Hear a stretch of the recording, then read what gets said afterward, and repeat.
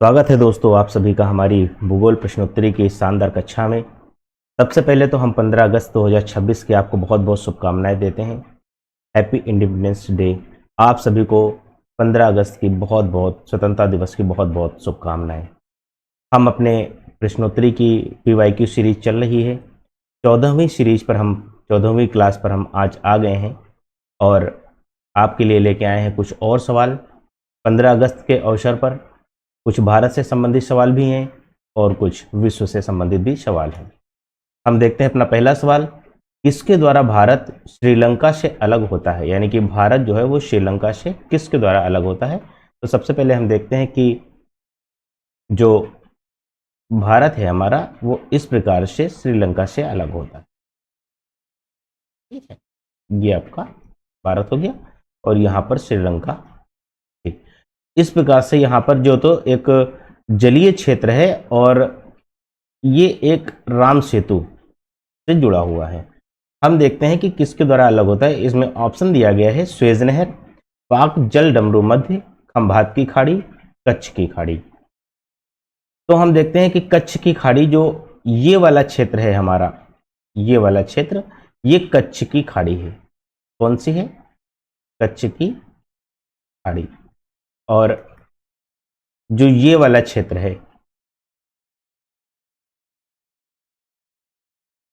ये वाला क्षेत्र, ठीक, ये खंभात की खाड़ी है। खंभात की खाड़ी ये दोनों की दोनों गुजरात क्षेत्र में आती हैं। ठीक, ये कच्छ का क्षेत्र है और ये आपका खंभात का क्षेत्र है, खंभात की खाड़ी। इसके बाद में स्वेज नहर अफ्रीका महाद्वीप के पूर्व में स्थित है। पाक जल डमरू मध्य, ये वाला जो जलीय क्षेत्र है, ठीक, यहां से लेके यहां तक ये जो चौड़ा जलीय क्षेत्र है, ये एक प्रकार की चैनल होता है और इसे हम पाक स्ट्रेट यानी कि पाक जल संधि के नाम से जानते हैं। पाक जल संधि। इस प्रकार से जो भारत है वो श्रीलंका से हमें किस प्रकार से अलग होता है? पाक जल डमरू मध्य के माध्यम से अलग होता है। हमारा ऑप्शन नंबर बी सही हो जाएगा। ये पाक से आप कभी ये मत कंफ्यूज हो जाइएगा कि ये पाकिस्तान से है, लेकिन ये पाकिस्तान से नहीं है। ये पाक जल डमरू मध्य यानी कि पाक स्ट्रेट या पाक जल संधि आपकी ये भारत और श्रीलंका के मध्य में स्थित है। यहाँ पर ये बंगाल की खाड़ी और ये मन्नार की खाड़ी को आपस में जोड़ती है। ठीक है, इस प्रकार से हम देखते हैं। अगला सवाल देखते हैं। अगला सवाल है हमारा, भारत तथा पाकिस्तान के बीच सीमा रेखा एक उदाहरण है। किस प्रकार का उदाहरण है? जो सीमा रेखा है वो किस प्रकार का उदाहरण है? अध्यारोपित सीमा का, पूर्ववर्ती सीमा का, अवशिष्ट सीमा का या परवर्ती सीमा का। आप सभी जानते हैं कि जब 1947 में भारत देश स्वतंत्र हुआ था, ठीक, तब अंग्रेजों द्वारा एक सीमा का निर्धारण किया गया था। तो वो जो सीमा है हमारी वो अंग्रेजों द्वारा दी गई सीमा है, यानी कि विदेशी ताकतों द्वारा निर्धारित की गई सीमा है। तो इस प्रकार से जब कोई सीमा विदेशी ताकतों द्वारा निर्धारित होती है तो उसे हम अध्यारोपित या आरोपित सीमा कहते हैं। तो इस प्रकार से जो भारत की पाक और भारत की सीमा है वो अध्यारोपित सीमा है। अध्यारोपित का मतलब आप समझ गए हैं कि ये जब विदेशी ताकतों द्वारा निर्धारित सीमा होती है तो उसे हम अध्यारोपित सीमा कहते हैं। पूर्ववर्ती या अवशिष्ट सीमा या परवर्ती सीमा नहीं कहते हैं। अगले सवाल पे चलते हैं। अगला सवाल है हमारा, निम्नलिखित देशांतरों में कौन सा भारत की प्रमाणिक मध्याह्न रेखा? प्रमाणिक मध्याह्न रेखा का आप समझते हैं मतलब ये जो भारत है और भारत के जो मध्य में एक रेखा निकली है इस प्रकार से, ठीक है, ये भारत की मानक समय रेखा होती है। कौन सी रेखा है ये? मानक समय रेखा। और इसका जो वो है देशांतर वो है आपका 82 डिग्री 30 मिनट। ठीक, 82 डिग्री 30 मिनट पूर्व, क्योंकि जो आपकी ग्रीनविच मीन टाइम है वो उसको मध्य माना गया है, यानी कि उसको मेन ग्रीनविच टाइम को माना गया है। इसके जो पूर्व में है उन्हें पूर्व और जो इसके पश्चिम में उन्हें पश्चिम माना जाता है। तो भारत ब्रिटेन के पूर्व में है, इसलिए यहाँ पर पूर्व लिखा जाएगा। तो 82 डिग्री 30 मिनट जो है पूर्वी, ये भारत की प्रमाणिक मध्याह्न रेखा है। प्रमाणिक मध्याह्न रेखा का मानक समय रेखा के नाम से भी हम जानते हैं। ये भारत के 5 राज्यों से होकर के गुजरती है। एक नंबर है यूपी, ठीक, दूसरा है एमपी, तीसरा है आपका छत्तीसगढ़ और चौथा है उड़ीसा और पांचवा है आपका आंध्र प्रदेश। इस प्रकार से ये भारत के 5 राज्यों से होकर के गुजरती है, भारत की मानक समय रेखा या प्रमाणिक मध्याह्न रेखा। अगले सवाल पे चलते हैं। अगला सवाल है हमारा, पृथ्वी ग्रह की संरचना में प्रवार मेंटल के नीचे क्रोड यानी कि कोर निम्नलिखित में से किस एक से बना हुआ है, किस से बना हुआ है, ये पूछ रहा है कि प्रवार है जो मेंटल है वो किस से बना हुआ है। एल्यूमिनियम का, क्रोमियम का, लोहे का या कि सिलिकॉन का। हम सभी जानते हैं कि जो परपटी है वो सियाल की बनी है यानी कि सिलिकॉन और एल्यूमिनियम की। इसके बाद में जो मेंटल होता है वो मेंटल बना होता है सीमा का, मेंटल जो है वो सीमा का बना होता है यानी कि सिलिकॉन और मैग्नीशियम का। और जो कोर होता है वो कोर नीफे का बना होता है यानी कि निकिल और फेरस का। निकिल और फेरस, फेरस का मतलब होता है लोहा।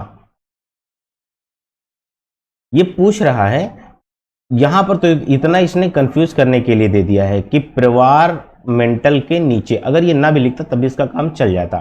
पृथ्वी ग्रह की संरचना में क्रोड यानी कि कोर निम्नलिखित में से किस एक से बना है, तो क्रोड हमारा लोहे और निकल से मिलकर के बना हुआ है, एल्यूमिनियम, क्रोमियम या सिलिकॉन से मिलकर के नहीं बना हुआ है। मैं आपको एक चित्र बना रहा हूं, चित्र आप देखिएगा इस तरीके से, ठीक। ये पृथ्वी की परपटी हो गई और ये आपका पृथ्वी का कोण हो गया, जिसमें हम इतना भाग परपटी का मानते हैं और उसके बाद में इतना भाग मेंटल का मानते हैं। ये क्या है, परपटी, परपटी या स्थल मंडल आप इसको लिख लीजिए, स्थल मंडल। इसे हम मेंटल लिख देते हैं और इसे हम कोर लिख देते हैं, ठीक। इस प्रकार से जब हम देखते हैं तो इसको हम सीमा,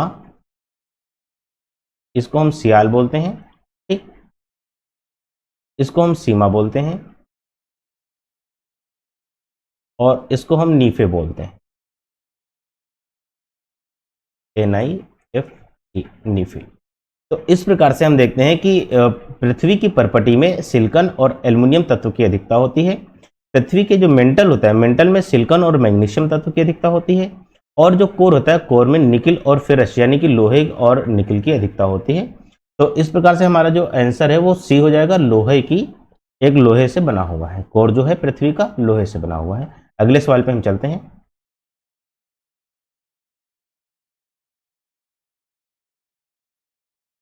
अगला सवाल है हमारा, उत्तरी गोलार्ध में वर्ष का सबसे लंबा दिन, वर्ष का सबसे लंबा दिन आमतौर पर कब होता है। ये हमारी पृथ्वी है और इस प्रकार से ये वाला जो है उत्तरी गोलार्ध हो गया, उत्तरी गोलार्ध। और जो ये वाला है ये हिस्सा हमारा दक्षिणी गोलार्ध, ठीक है। इसमें पूछ रहा है कि वर्ष का सबसे लंबा दिन कब होगा। तो हम जानते हैं कि जब सूर्य चमकता है और जब ये हमारी कर्क रेखा पर आएगा, ठीक, तो उत्तरी गोलार्ध में ये सूर्य का प्रकाश अधिक आएगा। दक्षिणी गोलार्ध में अपेक्षाकृत सूर्य की किरणें तिरछी जाएंगी और प्रकाश कम जाएगा। जब सूर्य कर्क रेखा पर सीधा चमकता है तब उत्तरी गोलार्ध में सबसे बड़ा दिन होगा। कर्क रेखा पर यह कब चमकता है, कर्क रेखा में यह है जून महीने का पहला पखवाड़ा नहीं, जून महीने का दूसरा पखवाड़ा, यानी कि 21 जून को कर्क रेखा पर सीधा चमकता है। इसे कर्क संक्रांति भी कहते हैं। क्या कहते हैं, कर्क संक्रांति, या इसे ग्रीष्म अयनांत भी कहते हैं, ग्रीष्म अयनांत। इस प्रकार से हम देखते हैं कि जो जून महीने का दूसरा पखवाड़ा है उसमें सूर्य कर्क रेखा पर सीधा चमकता है 21 जून को। इसे कर्क संक्रांति या ग्रीष्म अयनांत के नाम से भी जाना जाता है। अगले सवाल में हम चलते हैं।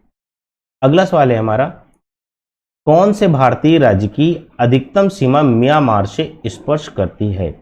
तो हम देखते हैं कि भारतीय राज्य किस प्रकार से है।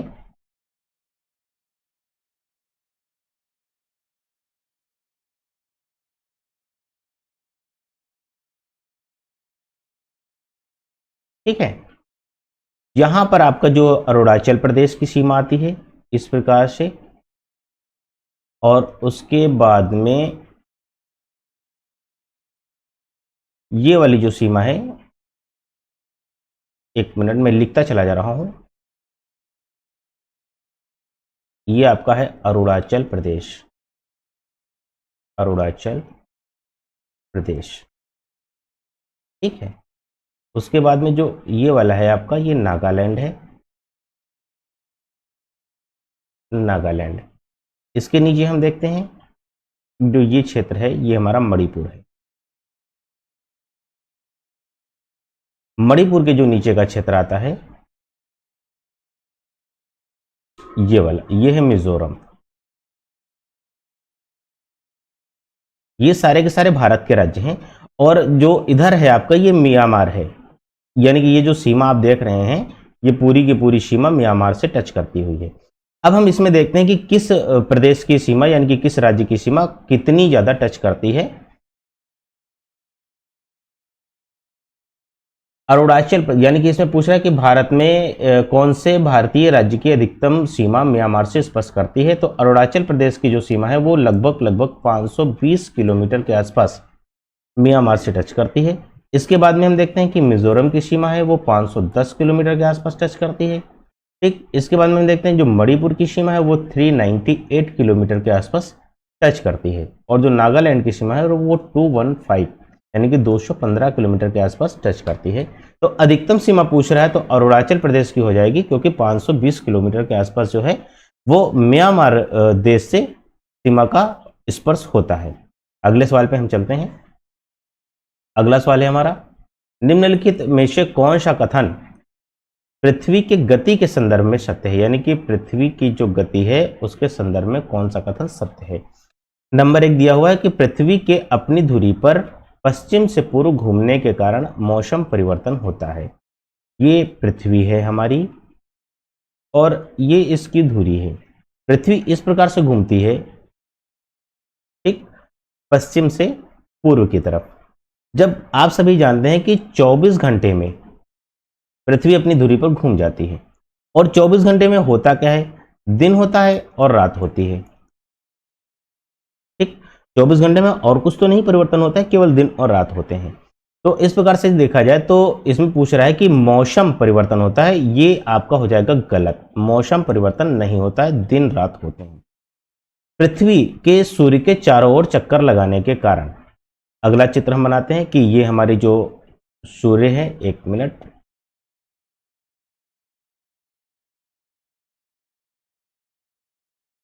ये मान लेते हैं कि सूर्य है हमारा, ठीक है, सन, एस लिख दिया हमने। इसके बाद में ये पृथ्वी है और ये इस प्रकार से चक्कर लगा रही है, लगा रही है चक्कर। ठीक। अब इसमें क्या बोल रहा है कि चारों ओर चक्कर लगाने के कारण धरती पर रात व दिन घटित होते हैं। नहीं भाई साहब, जब ये चक्कर लगाएगा तो 1 वर्ष लगता है। कितना लगता है? 365 दिन। और 365 दिन में 4 ऋतुएं आती हैं, जाड़ा, गर्मी, बरसात और शरद ऋतु। इस प्रकार से जब ये चक्कर लगाता है, परिक्रमण, इससे हम परिक्रमण कहते हैं, जब पृथ्वी सूर्य की परिक्रमा करती है तब मौसम परिवर्तन होते हैं। इस प्रकार से ये क्या हो जाएगा कि ऑप्शन नंबर 1 और आपका कूट नंबर 2, ये दोनों के दोनों गलत हो जाएंगे। इसमें ऑप्शन नंबर सी 1 व 2 दोनों असत्य हैं, ये आपका आंसर हो जाएगा। ठीक है, अगले सवाल पे हम चलते हैं। अगला सवाल है हमारा, निम्नलिखित नगरों में कौन सा एक भूमध्य रेखा के सर्वाधिक निकट है। पूछ रहा है कि भूमध्य रेखा के सर्वाधिक निकट नगर कौन सा है। इसमें आपको अक्षांश और देशांतर का पता होना जरूरी है, तभी आप बता पाएंगे कि हाँ सर्वाधिक निकट कौन सा है। भूमध्य रेखा कौन सी है? ये जो हमारी 0 डिग्री रेखा होती है इसे हम भूमध्य रेखा कहते हैं। और 0 डिग्री रेखा के जो जितना पास होगा वो उतना ही निकट माना जाएगा। तो हम देखते हैं कि कोलंबो, जकार्ता, मनीला और सिंगापुर। सिंगापुर जो है, सिंगापुर आपका 1 डिग्री 17 मिनट उत्तर में स्थित है, यानी कि 0 डिग्री ये हमारी भूमध्य रेखा हो गई। 0 डिग्री से उत्तर में 1 डिग्री 17 मिनट, यानी कि यहां पर ये मान के चलें 1 डिग्री 17 मिनट पर स्थित है। 1 डिग्री 17 मिनट का मतलब कितना हो गया कि लगभग 137 किलोमीटर दूर मात्र 0 डिग्री भूमध्य रेखा से। इसके बाद में हम देखते हैं कि जो जकार्ता है, जकार्ता हमारा 6 डिग्री 12 मिनट दक्षिण में स्थित है, साउथ, यानी कि इस दिशा में दक्षिण में स्थित है। इसके बाद में हम क्या देखते हैं कि कोलंबो है हमारा,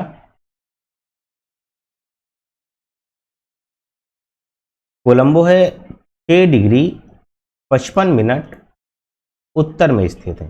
ठीक, इसके बाद में हम देखते हैं कि मनीला, मनीला है 14 डिग्री 35 मिनट उत्तर में स्थित है। इस प्रकार से 0 डिग्री के सर्वाधिक निकट जो आपका है वो 1 डिग्री 17 मिनट है। ये उत्तर हो या दक्षिण इससे फर्क नहीं पड़ता, ये आपका जो अक्षांश है ये सबसे कम होना चाहिए। ऑप्शन नंबर डी सिंगापुर भूमध्य रेखा के सर्वाधिक निकट स्थित शहर है। अगले सवाल पे चलते हैं। अगला सवाल है हमारा, जिस अक्षांश पर वार्षिक तापांतर, तापांतर का मतलब आप समझते हैं कि तापांतर किसे कहते हैं? तापांतर का मतलब होता है कि तापमान में अंतर।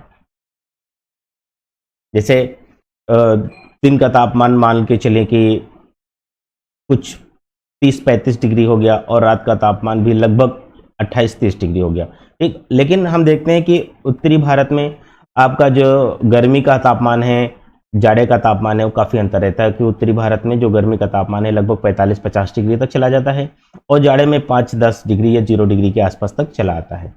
इस प्रकार से जो तापमान का अंतर है वो काफ़ी ज़्यादा हो जाता है। लेकिन यही तापमान का जो अंतर है वो आप यदि समुद्र के किनारे के क्षेत्र में जाएंगे, यानी कि भारत के प्रायद्वीपीय भारत में, तो वहाँ पर जो समुद्र के किनारे पे जाएंगे वहाँ पे जाड़ा गर्मी बरसात में तापमान में इतना अंतर रहता नहीं है।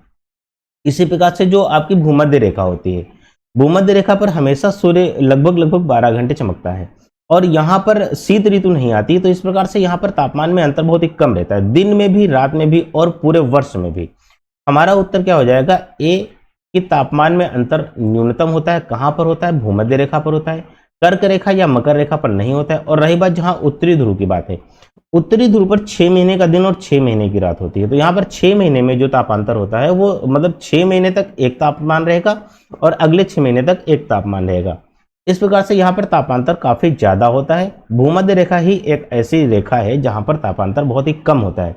भूमध्य रेखा के आसपास का भी कुछ 1-2 डिग्री या 5 डिग्री अक्षांश के 5 डिग्री अक्षांश उत्तर या 5 डिग्री अक्षांश जो दक्षिण का क्षेत्र होता है, वो भी उस क्षेत्र में भी तापमान बहुत ही कम चेंज होता है। इस प्रकार से जो भूमध्य रेखा के आसपास का क्षेत्र है उसमें तापमान का अंतर कम से कम पाया जाता है। अगले सवाल पे हम चलते हैं। अगला सवाल है हमारा, सौर मंडल का सर्वाधिक गर्म ग्रह कौन सा है?